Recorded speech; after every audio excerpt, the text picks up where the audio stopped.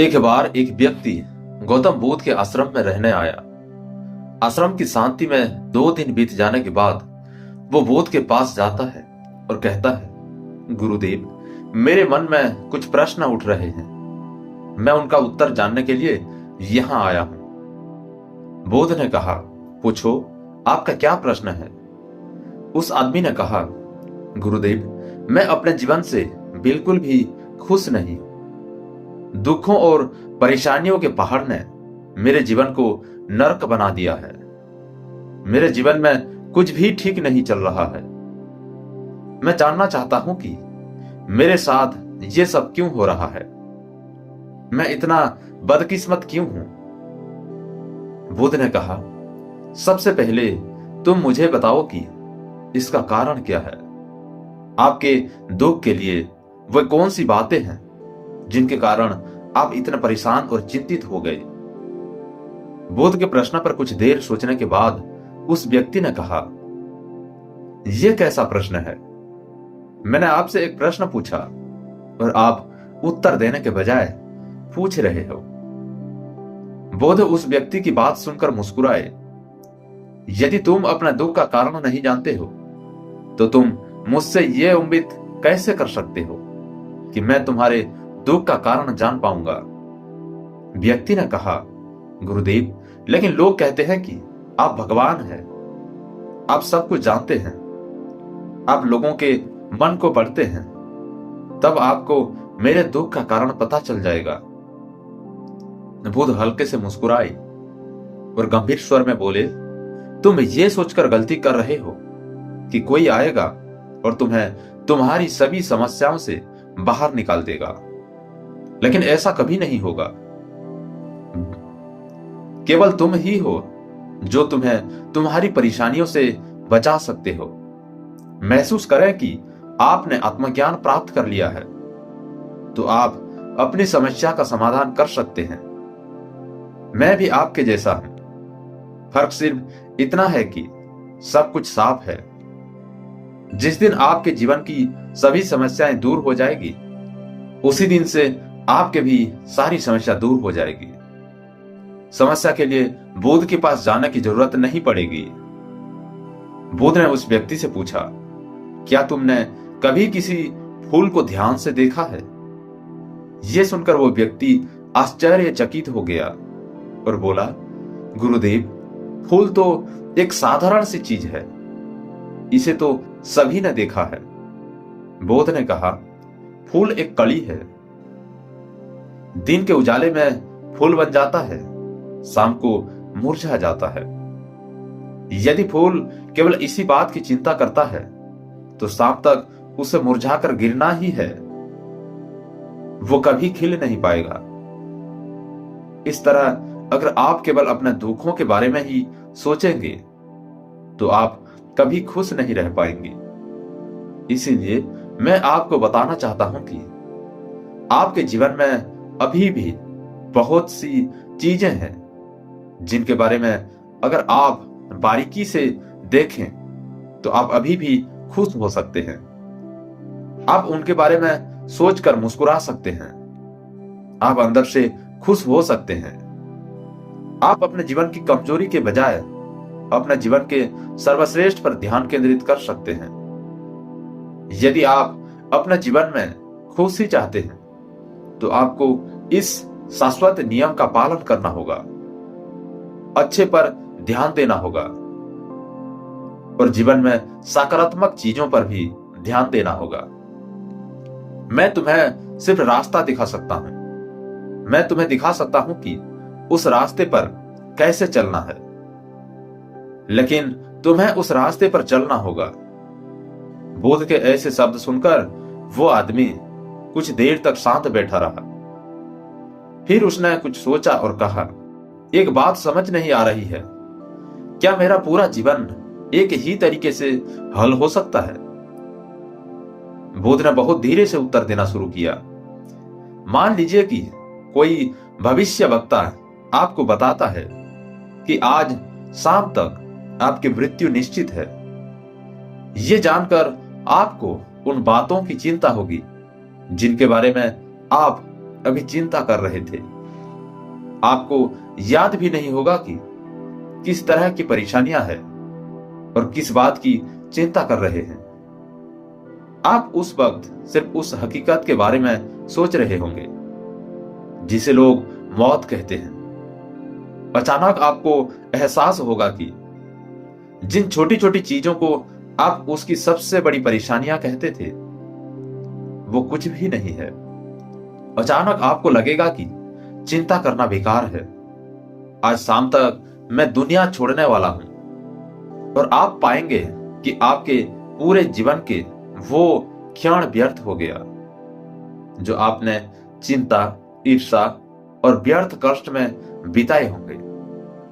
लोग बोलते तो है लेकिन अंदर से कभी स्वीकार नहीं करते कि एक दिन उन्हें भी इस दुनिया से जाना है। उनकी इच्छाएं इतनी प्रबल होती है कि वे खुद को अमर मानते हैं। सुख और दुख दोनों ही स्थायी नहीं है। ये हमारे कार्यों और विचारों से निर्मित होता है। वो आदमी जो बोध की बातें सुन रहा था टोकते हुए बोला, तो आपके कहने का मतलब यह है कि मैं हमेशा सोचता हूं कि मैं मरने वाला हूं। क्या यह सोच मेरी सभी समस्याओं का समाधान कर देगी? नहीं, ऐसा कभी मत सोचिए। आपको बस यह स्वीकार करना होगा कि दुनिया में मेरी उपस्थिति अनिश्चित है। मैं जब तक यहां हूं एक खुशहाल जीवन जीऊंगा। आपके जीवन में जो भी अच्छी चीजें हो रही है उनके साथ जिएंगे। वो तुम्हें आंतरिक खुशी और शांति देगी। अपना दिमाग ठीक करो और धीरे धीरे तुम्हारे जीवन की सभी समस्याएं समाप्त हो जाएगी। व्यक्ति के जीवन के अधिकतर दुख उसकी इच्छा से ही उत्पन्न होते हैं। इसीलिए आप अपने मन पर नियंत्रण रखें। यदि आप अपने मन का इलाज एक बच्चे के मन की तरह कर सकते हैं तो आपको आंतरिक शांति महसूस होगी। उस व्यक्ति ने कहा कि आपने मन को नियंत्रित करने की बात कही। आप चंचल मन को कैसे नियंत्रित कर सकते हैं? बुद्ध ने कहा कि सबसे पहले तुम्हें सुख और दुख के बीच अंतर समझना होगा। आपको सबसे पहले यह जानना होगा कि आपके लिए खुशी और दुख का क्या मतलब है। इसके बाद अभ्यास के द्वारा अपने मन को इस प्रकार तैयार करना है कि आप ना तो खुशी के मौके पर ज्यादा खुश हो और ना ही दुखी होने पर ज्यादा दुखी हो। आपको खुद को पूरी तरह से मध्य में रखने का प्रयास करना होगा, जिसे मैं मध्यम मार्ग कहता हूं। यदि आप अपने जीवन में गहराई से उतरेंगे और यह पता लगाने का प्रयास करेंगे तो क्या चीज आपको खुश करती है और क्यों करती है, तो अंत में आपको केवल एक ही उत्तर मिलेगा कि आप आपके सभी दुखों का कारण हैं। आपकी इच्छा, आसक्ति, ये सब आपके मन द्वारा निर्मित है। इसीलिए यदि आप अपने मन पर नियंत्रण कर लेंगे तो आपके सभी दुख समाप्त हो जाएंगे। गौतम बुद्ध ने उस व्यक्ति से कहा कि यदि आप एक और छोटा सा काम करेंगे तो आप देखेंगे कि आपके जीवन के सभी दुख हमेशा के लिए समाप्त हो जाएंगे।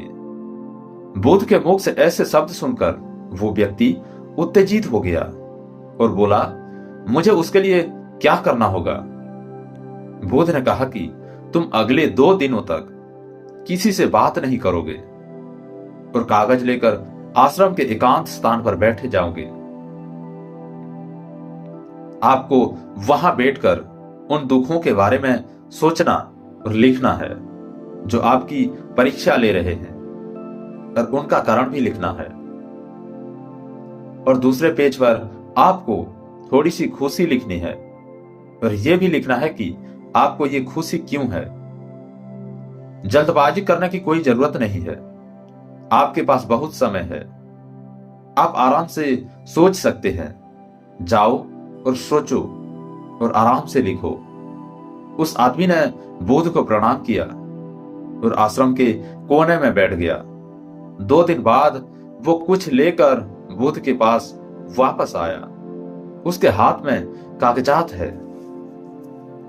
उसे देखकर बुद्ध ने कहा, सबसे पहले तुम कागज से अपना दुख पढ़कर सुनाओ। व्यक्ति ने सबसे पहले अखबार पढ़ना शुरू किया। मेरे परिवार के सदस्य अमीर है, लेकिन मैं गरीब हूं और काम करता हूं। मैं अपने काम में अमीर नहीं हूं और मैं अपने काम में सहज हूं और मेरी तुलना दूसरों से की जाती है। व्यक्ति ने आगे पढ़ना शुरू किया। दूसरा, मेरे पड़ोस में बहुत से लोग ने बचत की है, लेकिन मेरे पास बचत के नाम पर कुछ भी नहीं है। इसका पहला कारण यह है कि मैं काम कम जानता हूं, लेकिन खर्च बहुत करता हूं। आज मेरे पास बचत के नाम पर कुछ भी नहीं है। मेरी पत्नी काफी समय से बीमार है और उसकी बीमारी का कारण मैं हूं। चौथा, मैं मन में फ्री पैसे पाने के बारे में सोचता रहता हूं, परंतु योजना पूरी नहीं होती। मैं दुख के सागर में डूब जाता हूं, फिर ये दुख मुझसे सहन नहीं होता और इसका कारण मैं ही हूं। मुझे पता है कि मेरे पास अल्कोहल पीने के लिए पैसे नहीं है, फिर भी मैं इसे पीता हूं। मैं अपना दिन खुशी से जीता हूं, लेकिन ऐसा करने में सक्षम नहीं होने पर देखता रहता हूं। बुद्ध, ये मेरे जीवन के सबसे बड़े दुख है और गहराई से सोचने के बाद मैंने पाया कि कई उनमें से मेरे कार्यों और मेरे विचारों के कारण हुआ। पिछले 2 दिनों में मैंने जो कुछ भी महसूस किया, वैसा मैंने अपने जीवन में कहीं भी अनुभव नहीं किया। पिछले 2 दिनों में मुझे एहसास हुआ कि वास्तविक शांति और आनंद कितना महान है और मैं इसका अनुभव करके बहुत खुश हूं। मेरी खुशी के कारणों की सूची बहुत लंबी है। इसे पढ़ने और समझने में बहुत समय लगेगा। उस व्यक्ति के मुंह से ऐसी बातें सुनकर वो व्यक्ति मुस्कुराया और बोला, सिर्फ आपके लिए ही नहीं, बल्कि हम सभी के लिए कारण एक ही है। वो व्यक्ति अपना बहुत सारा समय बर्बाद करता है। आप दुख का कारण ढूंढने में लगे हैं। हमारा जीवन भी एक तरह से सुख है, शांति और आनंद की तेजरी है। बुद्ध ने उस व्यक्ति से कहा कि खुशी के सभी कारणों को साझा करने की जरूरत नहीं है। तुम उनमें से कुछ चीजें बता सकते हो। वो व्यक्ति बड़ी मुस्कुराहट के साथ पढ़ने लगा। पहली खुशी, क्योंकि मैं जीवित। वो व्यक्ति बड़ी मुस्कुराहट के साथ पढ़ने लगा। पहली खुशी, क्योंकि मैं जीवित हूं और दुनिया में रह रहा हूं और मैं स्वस्थ हूं। मेरे माता पिता, एक पत्नी और 2 बच्चे हैं। ऐसे ही मेरे पिता के पास कई अनमोल खजाने हैं, जैसे मेरे माता पिता का प्यार, मेरी पत्नी का प्यार, मेरे बच्चों का प्यार और एक पिता की खुशी। दूसरा कारण यह है कि मैं कड़ी मेहनत कर सकता हूं। मैं कोई भी काम कर सकता हूं। आपकी आय में कोई बाधा नहीं आ सकती और आप अपने परिवार की सभी जरूरतों को पूरा कर सकते हैं। मुझे खुशी है कि मैं एक खुशहाल परिवार बना सकता हूं। मैं अपनी तुलना अपने भाइयों, अपने पड़ोसियों से करता हूं और आपने कृपा करके मुझे मानवता वाला इंसान बनाया है। सभी बुरी आदतों को छोड़कर आप सुखी और खुशहाल जीवन जी सकते हैं। और मेरे लिए सबसे बड़ी खुशी और सौभाग्य की बात यह है कि मुझे एक जगह मिल जाए और जब तक मैं इस दुनिया में हूं, हमारी इच्छा और आसक्ति ही सभी दुखों का कारण है। मैं खुद को जानने की पूरी कोशिश करूंगा और मैंने कभी नहीं किया। जीवित रहें। अब आप अपने परिवार के पास रह सकते हैं। ये जीवन सबके साथ है। आपके जीवन में कोई भी परेशानी आपको घेरने की कोशिश कर रहा है, आपके जीवन में कोई भी परेशानी आपको घेरने की कोशिश कर सकती है। जीवन आप जीवन अपने आप से कहने के जीवन अपने आप से कहने के लिए बहुत छोटा है, और इस जीवन में आप चिंताओं और दुखों को खुद पर हैवी नहीं होने देंगे। शांति से बैठकर उस दुख का कारण जानने का प्रयास करें, और यदि मिल जाए तो उसे नष्ट कर दें। इस तरह आप मानसिक शांति और कभी ना खत्म होने वाली खुशी पा सकते हैं। दोस्तों, आशा करता हूं कि आपको इस कहानी से बहुत कुछ सीखने को मिला होगा। इस कहानी में बस इतना ही मिलते हैं अगली कहानी में। जब तक अपना ख्याल रखिएगा।